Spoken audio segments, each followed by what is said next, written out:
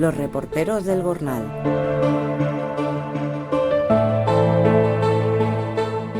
Buenas tardes. Hoy, en primera persona, tenemos a Pilar Tomás, nuestra psiquiatra. Hola, buenas tardes. Encantada de estar con vosotros. Bueno, doctora, vamos a hacerle unas preguntas.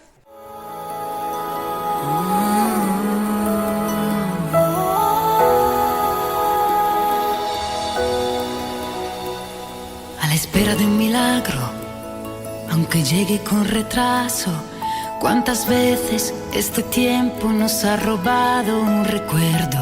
Que igualmente todo pasa, también cuando... ¿La enfermedad mental es más psicológica o fisiológica? Pues es una muy buena pregunta, porque puede ser una cosa, la otra, ambas a la vez. De hecho, hay una clasificación que a mí me dio un maestro hace muchos años en el clínico, el profesor Gastón, que después de estudiar cientos de diagnósticos y de grupos y de trastornos afectivos y de trastornos psicóticos, etcétera, me sirvió mucho para orientarme. Y él me dio una clasificación dividida en tres.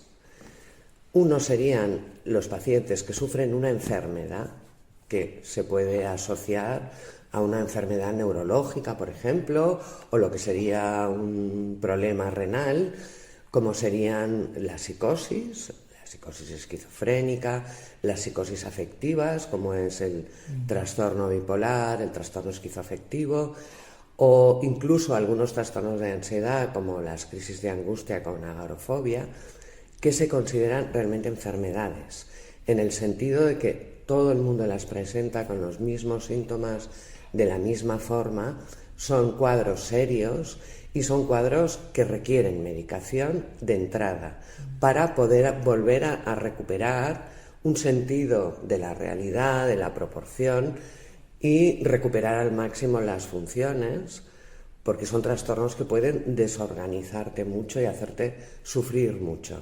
Esto sería el grupo de las enfermedades, lo digo muy rápido. Luego él hablaba de un segundo gran grupo, que serían las personas que, sin presentar una enfermedad mental como tal, desde el punto de vista de enfermedad, o bien por circunstancias de la vida que pueden ser muy graves y consecutivas, pueden llegar a estar muy angustiados, muy deprimidos, pueden llegar a desbordarse y a estar muy mal y no poder llevar una vida normal, o bien de una manera más crónica, por su personalidad, por sus recursos, ir un poco renqueando con épocas mejores y peores. Este gran grupo, que sería más reactivo a cosas de la vida, no tanto una enfermedad como me puede venir a mí un cólico nefrítico, requieren en muchas ocasiones medicación también, porque pueden estar agotados, ya no hay manera de remontar esa situación, pero requieren también mucho soporte psicológico. A diferencia de cuando se manifiesta una enfermedad.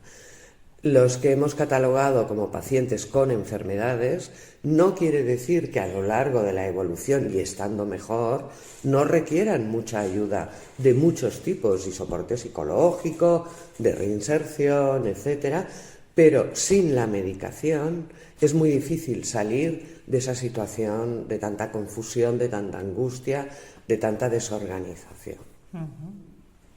Por eso hay varios tipos. Muy bien. ¿Ha percibido cambios en la evolución de la enfermedad en la población? Pues mira, lo que son las enfermedades, como decíamos antes, siguen presentándose en una proporción muy parecida. Y no solo aquí, también en otros países. Porque es como si dijéramos pues el índice de Parkinson o de... No varía mucho. Lo que sí ha ido variando con el tiempo es lo que no son enfermedades como tal, sino que son claudicaciones, que estás enfermo en ese momento, no puedes ir a trabajar, lloras por los rincones, te mueres de angustia, no duermes. Es decir, no minimizo lo que no es enfermedad. Enfermedad puede ser muy grave también. Este tipo de segundas enfermedades, digamos, más debidas a la vida, en mi opinión, sí que han ido aumentando, y especialmente después de la pandemia. Como que hay mucha más gente desesperada, angustiada, deprimida, desorientada, mal, ¿no? Es que la pandemia fue dura. Yo creo que ha sido un punto de inflexión. Traumático, ¿no? Primero porque fue traumática, todos encerrados, etcétera. Y segundo, porque también nos descolgó un poco del soporte social, de lo que hacíamos todos. Y luego nos hemos quedado, yo creo que todos un poco, con un sentimiento de estafa, de que nos han estafado. Mucha gente ha perdido el trabajo, etcétera. Está la gente como más enfadada, más intolerante, más, en mi opinión, o sea, ahora no me baso en estudios, pero en mi opinión sí, parece que han aumentado las situaciones más debidas a la vida, ¿no? Según la resiliencia, Exacto, según la resiliencia. Es que la personalidad de base es importantísima para tener una enfermedad y para tener una enfermedad reactiva. Hay pacientes como aquí el caballero que ha tenido una enfermedad seria.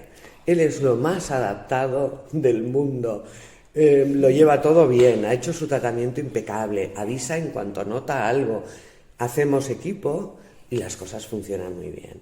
Y hay quien ha tenido, pues no sé, un disgusto que le ha dejado al novio y no remonta en 6 años, ¿entiendes? Claro, la personalidad de base hace mucho, como es uno de capaz, ¿no? De sobreponerse, de buscar ayuda. ¿Qué colectivo considera más sensible o vulnerable? Pues yo creo que lo que te estaba diciendo, la gente con falta de recursos personales, porque incluso para tener una esquizofrenia, la gente con recursos personales se organiza súper bien y lleva una vida mucho más satisfactoria a veces que gente que no ha tenido tantos problemas pero no supera las cosas, ¿no? ¿Y los jóvenes en eso también se ve? Los jóvenes da la sensación de que están un poco más desorientados. Yo me imagino que también el hecho de esta exposición en redes, están como muy asustados de no gustar, de muy pendientes.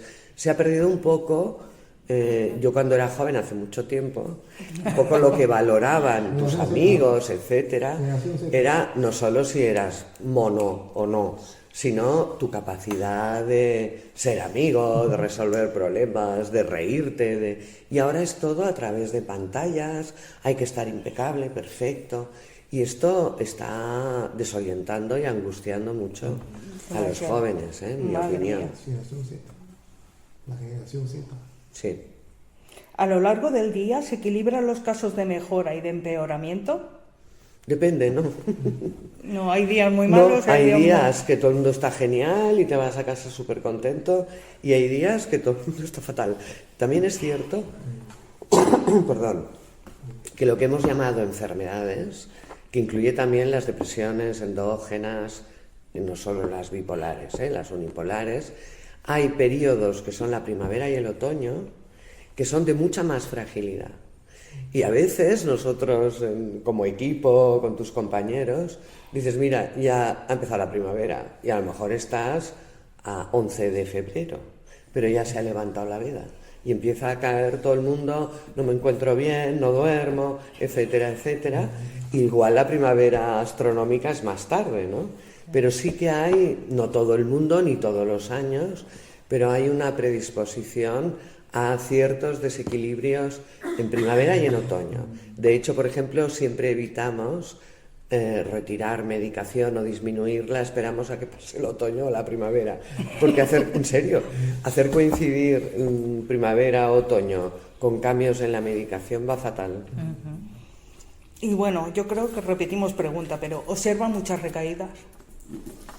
No, a ver, las recaídas parece un poco de perogrullo, pero están muy en función de la medicación. O sea, por ejemplo, es muy típico, ahora pongámonos en un brote esquizofrénico, una primera vez. Estás desorientado totalmente, no entiendes nada. Te ingresan, sufres, y sales mejor. Y sales mejor con ganas de perder de vista a todo el mundo, a todos los psiquiatras, y a dejar esa medicación y volver a hacer tus cosas. Y entonces hay recaídas casi siempre, porque se ha de mantener el tratamiento un tiempo, a veces años, ¿eh? Entonces las recaídas muchas veces, si se trata de enfermos, como decíamos antes, con enfermedades, puede darse, ¿eh? Puede darse una recaída en otoño, en primavera, a pesar de no haber dejado la medicación, etc. Pero es más habitual cuando dejas la medicación.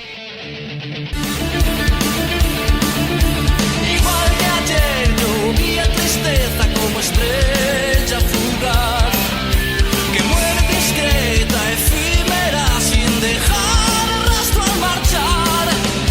Hoy la mañana tiene la tontería y la mirada del sol. Esta cansina, legañosa y hastía, despliega sus rayos con sopor. Estorba la mañana quien no es capaz de comprender. Doctora, continuamos con la entrevista. ¿Se puede reducir la medicación a lo largo de la evolución de la enfermedad? Sí, depende de las enfermedades también. De hecho, está todo protocolizado, es decir, no somos nosotros que improvisamos. Vamos a coger, por ejemplo, una depresión seriecita, endógena, de las que hablábamos, que podríamos catalogar como enfermedad. El protocolo es hacer 1 año de tratamiento a dosis plenas, luego ir disminuyendo un poco hasta retirar. Si hay una recaída al cabo de un tiempo, ya son 2 años a dosis plenas. Si hay una tercera recaída, ya no se retira la medicación.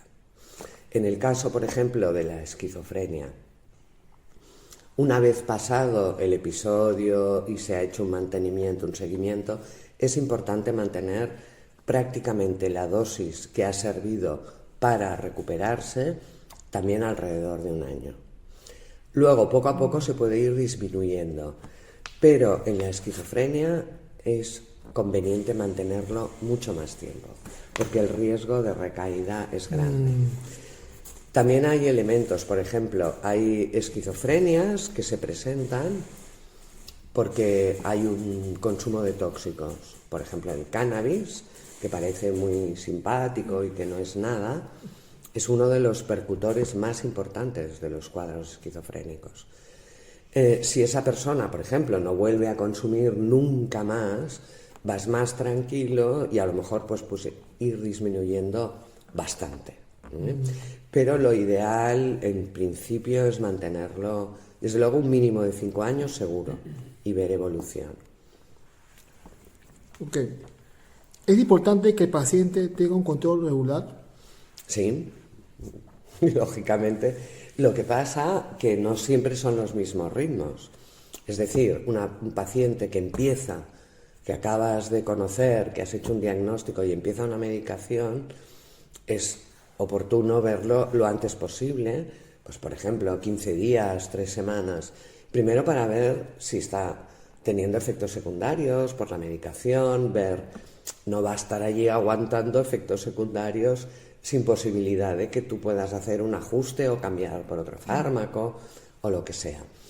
Y yo creo que al principio de conocer a un paciente, en los primeros 6 meses, la relación tiene que ser bastante seguida, porque lo que todos buscamos es llegar a un entendimiento con el paciente, es decir, que el paciente reciba muy bien qué le pasa, cómo se llama, cuál es nuestra recomendación, la argumentación de por qué y de por qué la medicación.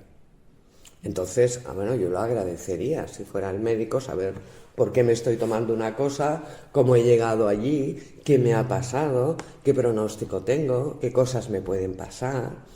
Y una vez se establece una relación con un paciente como con él, no hace falta verle cada mes. Primero porque está estable y segundo porque es el primero que viene diciendo, oye, he notado un par de cositas que no me gustan. Porque ya es una labor en equipo, ya hay complicidad, ¿no? Y entonces es cuando es más fácil. Al principio siempre son más las visitas y luego aquí queda siempre abierto a que cualquiera que vea una diferencia, esté mal, haya un principio de una recaída en lo que sea, pueda venir siempre que lo necesite y es mejor porque ganamos tiempo. O sea, yo prefiero atender cualquier urgencia y ponerme al día e intentar abortar un poco, ¿no? Una recaída, a que digas, no quiero molestar, vengas al cabo un mes, este es fatal, ya no. Entonces, bueno, es un poco, depende, ¿no? Pero un control siempre, un seguimiento es recomendable, claro, porque también pasan cosas en la vida, pues tu hermano se ha casado, te has quedado solo en casa. Choques emocionales puede ser, ¿no? Choques emocionales. Claro, cosas de la vida misma, lógico. Que hacen que descompense un poco, ¿no? Bueno, que cambien tus circunstancias y quizás es bueno que lo sepamos nosotros también, ¿no? Claro. Para ayudar. Además de esto, la enfermedad hay muchos brotes altibajos, todo eso. Depende, es que depende. Depende de mil cosas. Hay gente que está estable siempre y que es rarísimo, ¿no? Porque decíamos, ¿no? Depende de la personalidad de base, de los recursos, de la tranquilidad, de la capacidad de entender, ¿no? Y hay personas que van dando tumbos todo el día. Vale, gracias.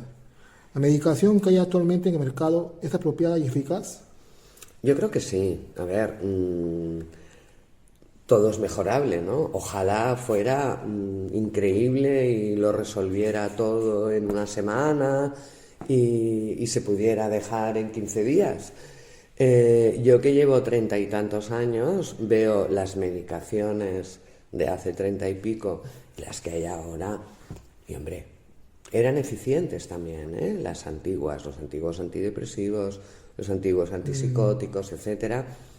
Ahora son más modernos, tienen menos efectos secundarios, hay más variedad, puede ser de pot, puede ser tal, puede ser cual. Yo creo que sí, dentro de que nuestra especialidad es una especialidad muy misteriosa, es decir, en diabetes pues tienen más claro mecanismos fisiológicos de por qué se produce una diabetes. Lo nuestro es todo muy empírico, ¿no? Se ha descubierto que los antidepresivos van bien para la depresión, que los antipsicóticos van bien para la psicosis, y hay muchas hipótesis, ¿no? De por qué funcionan, con qué receptores se unen, a cuáles bloquean, pero saber mucho, poco sabemos mucho, el cerebro es muy complicado. Eso significa, ¿no? Un sinfín de evolución. Sí. ¿Existen diferencias con otros países? ¿Existen qué? ¿Existen diferencias con otros países? Bueno, antes te lo he comentado. O sea, yo creo que lo que son enfermedades, no hay gran diferencia, hay pobreta. Pero en otros países, en otras culturas, todo lo que no son enfermedades que tienen una prevalencia muy parecida, prevalencia parecida de esquizofrenia, de trastorno bipolar, de depresión endógena. En otros países hay otros tipos de trastornos. Por ejemplo, en los países del este, el índice de suicidios es altísimo. Altísimo. Yo, con esos días tan grises. En cambio, por ejemplo, entre los países musulmanes no hay, prácticamente, porque su religión no lo permite. Depende de las culturas, yo me imagino que habrá más tendencia a la depresión, a la ansiedad, no te sé decir, pero sí que en cosas concretas, como por ejemplo en suicidio, las diferencias son enormes. Muchas gracias, doctora. Si de repente la tristeza ya no te deja sonreír, cierra los ojos, solo piensa que lo mejor ya está por venir. Doctora, ¿existen estudios sobre las nuevas terapias? Bueno, sí. Siempre han habido intentos de todo tipo, ¿no? sobre nuevos fármacos también, a lo mejor muy distintos de los que utilizamos habitualmente, incluso magnetoterapia, ¿no? Transcraneal. Yo recuerdo en mi juventud de privación de sueño también. Se van siempre buscando nuevas cosas. De momento no te sé decir alguna que haya cambiado todo el panorama, ¿no? Pero igual que en todos los ámbitos de la medicina se busca y se persigue siempre nuevas terapias, lógicamente. ¿Se consideran curativas? Bueno, definitivas de momento no. Seguimos básicamente utilizando las mismas herramientas, pero es importante seguir investigando. Eso sí. ¿Considera usted que la tecnología actual facilita el tratamiento de las enfermedades mentales? A ver, en alguna medida sí. Es decir, han surgido multitud de apps que son una herramienta también terapéutica, ¿no? Para diferentes trastornos, para fobias, para temas de ansiedad, de depresión. Están muy en boga y, bueno, facilitan a veces que la persona que en un momento dado no se encuentra bien, pues desde su casa, ¿no? Pueda estar siguiendo algún tipo, ¿no? De tratamiento psicológico, sobre todo. Son también muy interesantes en países como África o países con muy poca prevalencia de hospitales o de centros de atención, y son de gran ayuda en este sentido. No solo son apps concretas para tratamiento, muchas veces son chats o son bots que se están usando mucho en África y en estos países, donde al menos la gente puede recibir el consejo de un profesional, el apoyo de otras personas, y no lo podría tener porque vive en un sitio muy alejado o muy poco fácil de acceder a un médico, y en ese sentido es de gran ayuda. Otro tema es la inteligencia artificial, que en este momento muchos jóvenes, sobre todo, algunos maduros también, pero sobre todo los jóvenes, están utilizando mucho como si fueran un psicólogo, etcétera. Pero yo creo que ahí hay un poquito más de riesgo, porque no deja de ser una máquina, una base de datos, ¿no? Y en algunos casos las recomendaciones o no son buenas, o son absurdas, o dejan un poco parado al usuario, ¿no?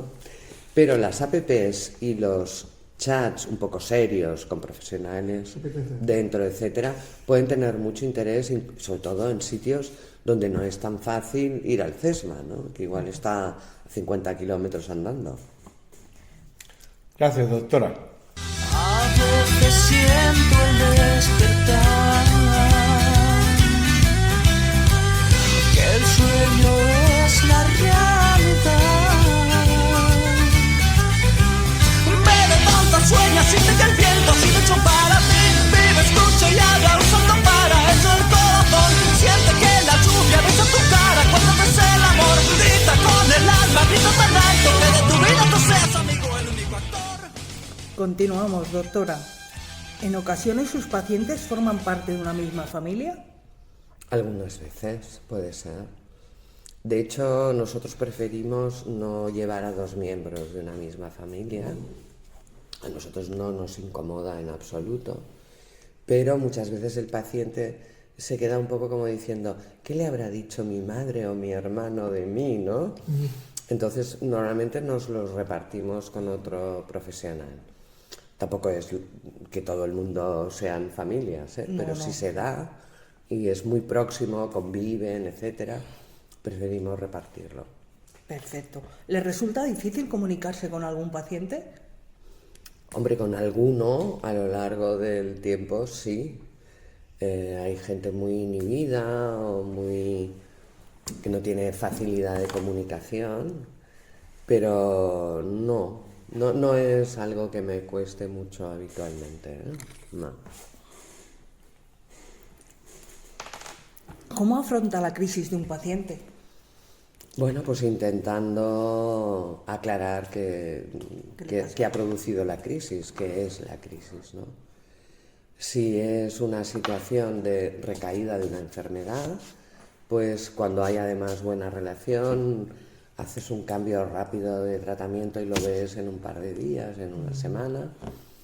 Si es una situación de vida, pues bueno, intentando también dar soporte y apoyo y acelerando también más las visitas más frecuentes.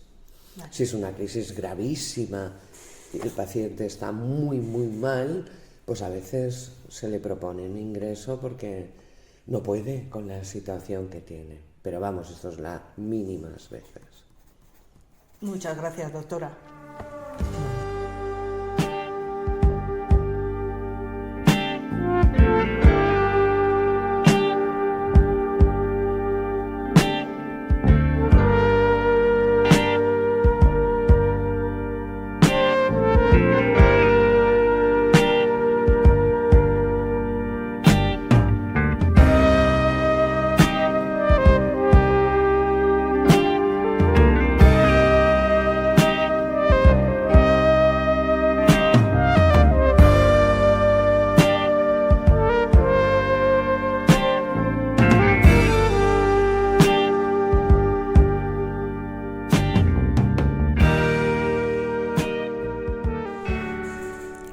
Doctora, ¿le gusta su trabajo? Sí, me gusta mucho, siempre me ha gustado mucho. Es una especialidad muy bonita, muy difícil, con muy pocas herramientas para hacer diagnósticos diferenciales. No podemos pedir una radiografía, una analítica, y depende, cada persona es un mundo. No te aburres, realmente es muy bonita y a mí me gusta, me ha gustado siempre.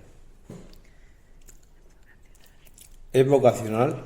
Yo creo que sí, la medicina en general es vocacional. Un poco puede ser fuerzas de seguridad del Estado o ser sacerdote.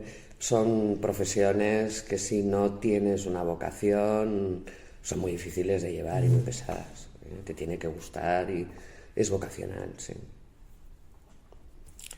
¿Se siente satisfecha con su labor profesional? Yo creo que sí. Por lo menos yo lo intento al máximo. Y también con los años vas viendo, que eres eficiente, ¿no? En diferentes aspectos. Yo, de momento, sí, estoy satisfecha. ¿Cómo vive el día a día de su profesión? Como me gusta, a pesar de que es duro y de que hay pacientes que te dejan mal, porque hay situaciones muy trágicas y muy dolorosas y te afecta un poco, ¿no? O sea, no te pones a llorar con él porque tienes que ayudar, pero hay cosas que son duras. Pero sí que es cierto que yo no siempre he salido bien de trabajar, ¿no? Por mucho que haya tenido un día muy denso, etcétera. Y en cambio, últimamente, en los últimos, desde la pandemia para aquí, ha cambiado bastante el perfil de usuario, digamos, ¿no? Y nos viene bastantes personas que están buscando un informe, están enfadadas.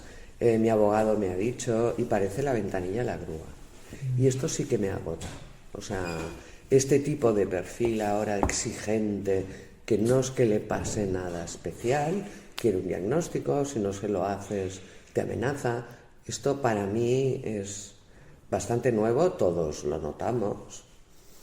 Y es un tipo de consulta distinto, que antes era uno de cada 100.000 y ahora empieza a ser muy, muy frecuente, y esto sí que cansa. O sea, esto no me gusta, me agota. ¿Cómo fueron sus inicios en el ámbito de la salud mental? Pues mira, en el clínico yo venía de hacer la carrera en el Vallebrón. En el Vallebrón, que me encantó como hicimos la carrera allí, a diferencia de la gente que la hacía en el clínico, los que hacíamos la carrera en la Universidad Autónoma desde tercero estábamos visitando pacientes y haciendo prácticas. Entonces, a mí me gustaba mucho la medicina, todo. O sea, cuando hacía, cirugía, me gustaba la cirugía. Cuando hacía oftalmo, me encantaba la oftalmo, ¿no? Y estaba muy acostumbrada a la exploración física del paciente. Cuando empecé en el clínico a hacer psiquiatría, me costaba horrores no tocar al paciente. O sea, un poquito lo sobaba, ¿no? Como para tener sensación de... Y claro, hacer psiquiatría es un cambio radical en tu manera de explorar. Y estuve un poco descolocada un tiempo, pero me gustó. Hay noches que duran el día entero y pienso en los consejos que he dado y no me los creo. Y ese no se incrusta al principio de cada pensamiento y me saboteo y ni puedo, ni creo, ni quiero. Y entro en el modo, ¿qué estoy haciendo? Se supone que sé más cosas, ¿por qué no aprendo? Le pido a los otros que sean sinceros, pero miento. Cada vez que preguntan qué tal y digo, perfecto. Porque no estoy bien, otra vez, y me da vergüenza ser el amigo que siempre está con eso. Os veo llevándolo tan bien que creo que molesto. Y me niego a ser la carga de nadie, así que me encierro. Y os juro que en lo oscuro de aquí dentro, el frío es tan intenso. ¿Has sentido que no podía lidiar con algún caso? Bueno, muy raramente. Quizá alguna vez entras un poco en un bucle, entonces es bueno cambiar de profesional, ¿eh?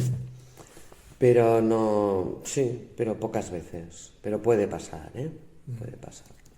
¿Alguna vez has sentido que no podía más o que se veía superada por las circunstancias? Algunas veces, que no poder más y irme a mi casa, no. Pero empezar a estar muy saturada, sí. De hecho, como decíamos antes, ¿no? Hay días tranquilos, todo el mundo está bien, y hay días que todo el mundo está mal y además vienen 8 urgencias. Y nuestro trabajo es de matiz, ¿no? Y de convencer y sí que puedes acabar como muy agotado, ¿eh? Pero, bueno, también, como todas las profesiones, cuando la conoces, cuando la manejas, lo manejas. O sea, se puede, ¿eh? Días más duros, pero se suele poder. ¿Alguna vez has sido agredida físicamente o psicológicamente? Físicamente una vez, en 30 y pico de años, y fue una paciente justamente del CAS, una persona con diferentes adicciones que no era paciente mía y que venía los días que no estaba su psiquiatra habitual a buscar diazepam, etcétera. Y era una mujer de 20 y tantos, y en toda la historia salía, no se puede dar diazepam, había hecho un ingreso para deshabituación y se empezó a poner muy amenazante. Y bueno, empezó a tirar impresora, yo agarraba la pantalla y acabé encima de la mesa estrangulándome. Sí, es la única vez. Y a nivel psicológico, pues como os estaba diciendo quizá últimamente, este tono prepotente, exigente, usted me pone en el informe lo que dice, pero es que estos no son pacientes. Eso pasa normalmente, ¿no? Exacto. Es últimamente que pasa esto. ¿No ha bajado el estado anímico o no ha bajado? Hombre, sales agotado y enfadado porque no es tu trabajo. ¿Afecta su estado anímico a la hora de ejercer la profesión? Bueno, yo creo que a todos nos puede afectar un poco si estamos muy tocados o hemos tenido un disgusto muy grande, etcétera. Normalmente, cuando ejerces una profesión desde hace muchos años, todos los profesionales un poco se sobreponen y hasta incluso estar trabajando pues te distrae, ¿no?, de lo que te está preocupando. Pero, bueno, no somos humanos, ¿no? Y a veces pues estás un poquito menos atento, un poco más disperso, pero, bueno, se suele sobrellevar, ¿eh? Gracias, doctora Tomás. No son nuestras diferencias lo que nos divide, sino la incapacidad de aceptar esas diferencias.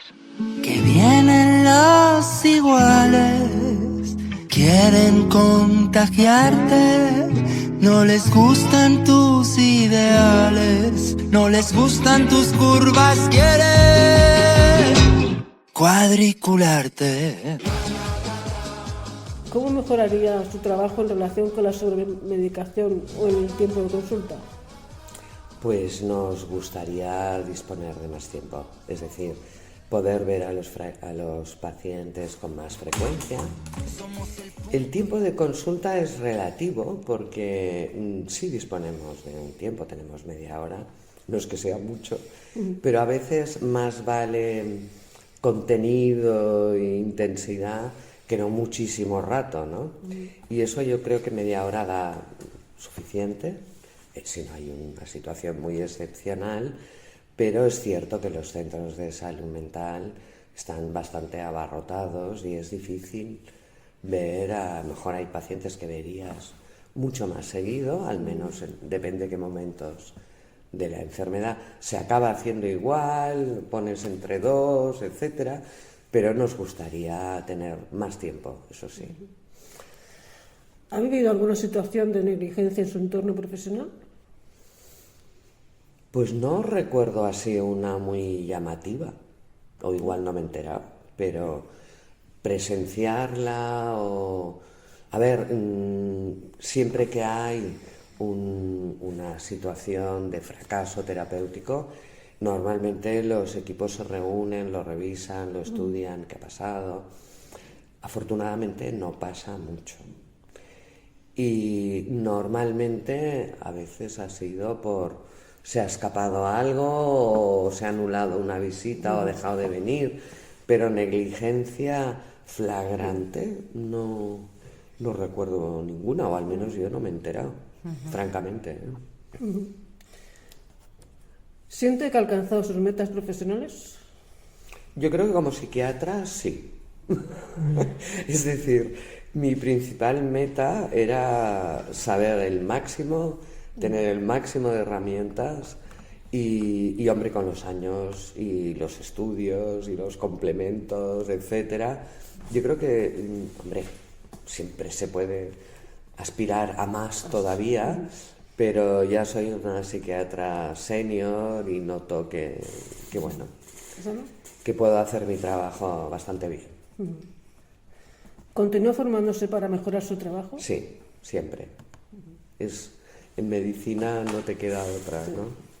Y siempre hay nuevos, por ejemplo, ahora la eclosión, ¿no?, de los trastornos del espectro autista, que cuando yo era joven, pues yo conocía 2, ¿no?, en 20 años.